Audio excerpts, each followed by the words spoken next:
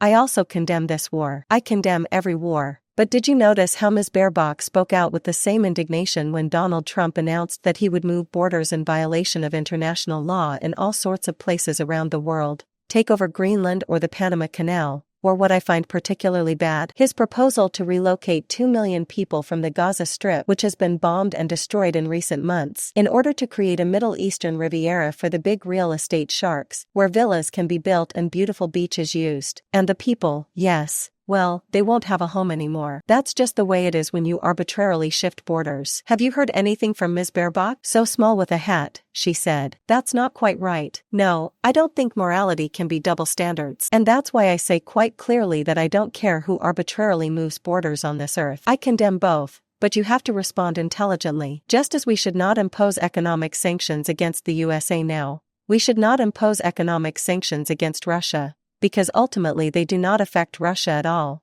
but us, because they primarily affect us. It's not as if Russia is the main sufferer. That's a legend. SOT, Sahra Wagenknecht, BSW, German. We all have a lot less money in our wallets because of these extreme price increases. And the explosion in food prices also has something to do with the explosion in energy prices. Everyone has less money. The competitiveness of companies has deteriorated significantly. Where did the money end up? Every German party and every German politician should really hang this American study above their desk. It says that there are 3 main beneficiaries of this sanctions policy and this price explosion. The first and biggest profiteers are rich Americans. They got the biggest chunk of the money that we are missing. Saudi Arabia has received the 2 largest chunks of money from what is missing here in the country. And the third big profiteer, and this shows the whole absurdity of this sanctions policy. The third big profiteers are rich Russians and the Russian state.